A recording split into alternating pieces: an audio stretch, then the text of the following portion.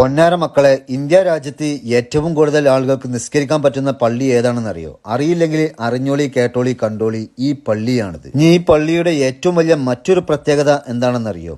ഈ പള്ളിയുടെ മേൽക്കൂര താങ്ങി നിർത്തിയത് 378 കൂറ്റൻ തൂണുകളിലാണ്. 33,333 ആളുകൾക്ക് ഒന്നിച്ച് നിസ്കരിക്കാൻ കഴിയുന്ന പള്ളിയാണിത്. ഏകദേശം 629 വർഷം മുമ്പാണ് ഈ പള്ളി നിർമ്മിച്ചത്. ഇനി ഈ പള്ളി എവിടെയാണ് ഉള്ളതെന്ന് ചോദിച്ചാൽ കാശ്മീരിലെ ശ്രീനഗറിലെ ഡൗൺ ടൗൺ ആയ നൌഹട്ടയിലാണ്. അപ്പോ നിലവിൽ ഇന്ത്യ രാജ്യത്ത് ഏറ്റവും കൂടുതൽ ആളുകൾക്ക് നിസ്കരിക്കാൻ കഴിയുന്ന ശ്രീനഗറിലെ ജാമി മസ്ജിദിന്റെ ചരിത്രം അല്ലെങ്കിൽ പള്ളിയുമായി ബന്ധപ്പെട്ട കാര്യങ്ങൾ എന്താണെന്ന് നോക്കാം. ഈ പള്ളിയിലേക്ക് കയറി ചെല്ലുമ്പോൾ പള്ളിയുടെ പ്രധാന പ്രവേശന കവാടത്തിന്റെ ഒരു ഭാഗത്ത് പള്ളിയുമായി ബന്ധപ്പെട്ട ഏതാനും കാര്യങ്ങൾ രേഖപ്പെടുത്തി വെച്ചതായിട്ട് നമുക്ക് കാണാൻ പറ്റും. കൃത്യമായിട്ട് ഇവിടെ രേഖപ്പെടുത്തി വെച്ചിട്ടുണ്ട് 33,333 ആളുകൾക്ക് ഈ പള്ളിയിൽ നമസ്കരിക്കാനുള്ള സൗകര്യമുണ്ട് എന്ന്. AD 1394 സുൽത്താൻ സിക്കന്ദറാണ് ഈ പള്ളി നിർമ്മിച്ചത്. ഈ പള്ളിക്ക് മിനാരങ്ങളില്ല. ബുദ്ധ പഗോഡകളോട് സാമ്യമുള്ള പേർഷ്യൻ വാസ്തുവിദ്യയുടെ സ്വാധീനത്തിലാണ് ഈ പള്ളി നിർമ്മിച്ചത്. പിരമിഡ് ആകൃതിയിലുള്ള മേൽക്കൂരകളാൽ മൂടപ്പെട്ട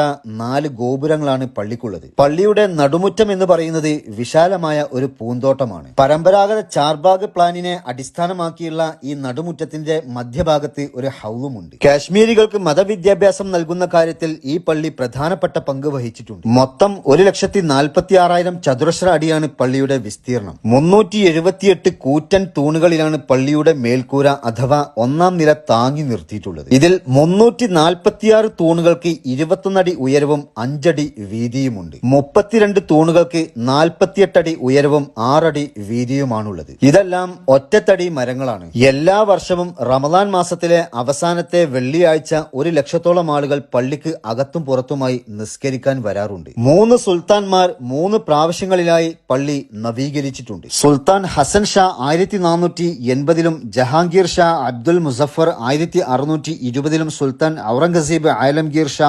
1672-ലും. പ്രപഞ്ചനാഥന്റെ കാരുണ്യം ഇവരുടെ മേൽ ഉണ്ടായിരിക്കട്ടെ. AD 1480-ൽ പള്ളിക്ക് തീപിടുത്തം സംഭവിക്കുകയും തുടർന്ന് സുൽത്താൻ ഹസൻ ഷാ റഹിമഹുല്ല പള്ളിയുടെ പുനർനിർമ്മാണ പ്രവർത്തനങ്ങൾക്ക് തുടക്കമിടുകയും ചെയ്തു. ഈ പള്ളി തീപിടുത്തം കാരണം ചില നാശനഷ്ടങ്ങൾ സംഭവിച്ചപ്പോഴാണ് സുൽത്താൻ ജഹാംഗീർ ഷായും പള്ളിയുടെ പുനർനിർമ്മാണ പ്രവർത്തനങ്ങൾക്ക് തുടക്കമിട്ടത്. പള്ളിയുടെ ഘടനയെ തന്നെ വികൃതമാക്കിയ 3ാമത്തെ തീപിടുത്തം സംഭവിച്ചത് സുൽത്താൻ ഔറംഗസീബ് റഹ്മത്തുള്ളാഹിയുടെ ഭരണകാലത്താണ്. അപകടത്തെക്കുറിച്ച് കേട്ടപ്പോൾ അദ്ദേഹം ആദ്യമായി അന്വേഷിച്ചത് പള്ളിക്കകത്തെ തൂണുകൾ സുരക്ഷിതമാണോ എന്നാണെന്നാണ് പറയപ്പെടുന്നത്. കാരണം തൂണുകൾ സുരക്ഷിതമാണെങ്കിൽ കുറച്ച് സമയത്തിനുള്ളിൽ തന്നെ പള്ളി പുനർനിർമ്മിക്കാൻ സാധിക്കും. അന്നത്തെ കാലത്ത് പള്ളിക്കകത്തെ ഒരു തൂണ് മറ്റൊരു സ്ഥലത്തേക്ക് മാറ്റി സ്ഥാപിക്കുക എന്നത് അസാധ്യമാണ്. സുൽത്താൻ ഔറംഗസീബ് റഹിമുള്ള നഗരത്തിലെ എല്ലാ ഇഷ്ടിക പണിക്കാരെയും കൊത്തുപണിക്കാരെയും ഒരുമിച്ച് കൂട്ടുകയും 3 വർഷത്തിനുള്ളിൽ ജുമാ മസ്ജിദ് പുനർനിർമ്മിക്കുകയും ചെയ്തു. സുൽത്താൻ സൈനുൽ ആബിദീൻ മസ്ജിദ് വികസിപ്പിക്കുകയും പ്രാഥമിക ഘടനയിൽ ഒരു ഗോപുരം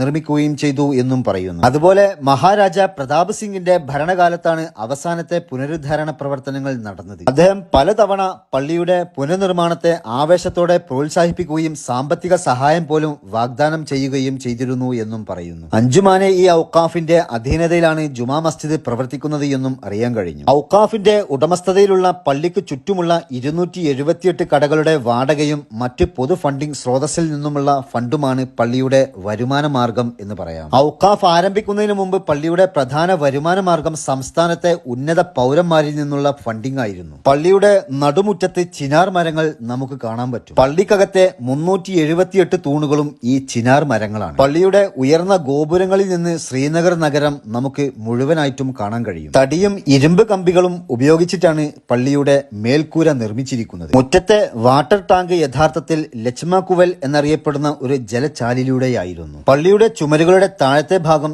ചതുരാകൃതിയിലുള്ള കല്ലുകൾ കൊണ്ടാണ് നിർമ്മിച്ചിരിക്കുന്നത്. പള്ളിയുടെ വടക്ക്, തെക്ക്, കിഴക്ക് ഭാഗങ്ങളിൽ 3 വലിയ പ്രവേശന കവാടങ്ങളുമുണ്ട്. ദേവദാരു മരങ്ങൾ കൊണ്ടാണ് പള്ളിയുടെ ഗോപുരങ്ങൾ നിർമ്മിച്ചത് എന്നും പറയുന്നു. പള്ളിയുടെ തുടക്കകാലത്ത് ബിർച്ചി എന്ന മരത്തിന്റെ പുറംതൊലിയും കളിമണ്ണും കൊണ്ടാണ് പള്ളിയുടെ മേൽക്കൂര മൂടിയിരുന്നത് എന്നും പറയുന്നു. പള്ളിക്കകത്തെ മിഹ്റാബ് കറുത്ത കശ്മീരി മാർബിൾ കൊണ്ടാണ് നിർമ്മിച്ചത്. മിഹ്റാബ് മനോഹരമായ കാലിഗ്രാഫിക് വർക്ക് കൊണ്ട് അലങ്കരിച്ചിട്ടുണ്ട്. സർവശക്തനായ അള്ളാഹുവിന്റെ 99 ഗുണങ്ങൾ അതിൽ കൊത്തിവെച്ചിട്ടുമുണ്ട്. പള്ളിയിലെ ഗോപുരങ്ങളിലേക്ക് കയറി പോകാനുള്ളത് വൃത്താകൃതിയിലുള്ള ഇന്റീരിയൽ പടികളാണ്. കശ്മീരിലെ ബരാമുള്ള പഴയ പട്ടണത്തിലെ ജാമി മഹല്ലയുടെ ചുറ്റുപാടിലാണ് ഈ പള്ളി സ്ഥിതി ചെയ്യുന്നത്. പള്ളിയുടെ സ്ഥാനം ഥലം നദിയുടെ വലതുകരയിൽ പാലത്തിന് കുറുകെയാണ്. 19-ാം നൂറ്റാണ്ടിലെ ഭൂകമ്പത്തിൽ പള്ളിക്ക് സാരമായ കേടുപാടുകൾ സംഭവിച്ചിരുന്നു എന്നും പറയുന്നു. തടികൊണ്ടുള്ള വാസ്തുവിദ്യയിൽ നിർമ്മിച്ച ഈ പള്ളി ആരെയും ആകർഷിക്കും എന്ന കാര്യം ഉറപ്പാണ്. 3 തട്ടുകളാണ് പള്ളിക്കുള്ളത്. അപ്പൊ കശ്മീർ സന്ദർശിക്കാൻ പോകുമ്പോ ഈ പള്ളി കാണാൻ മറക്കണ്ട.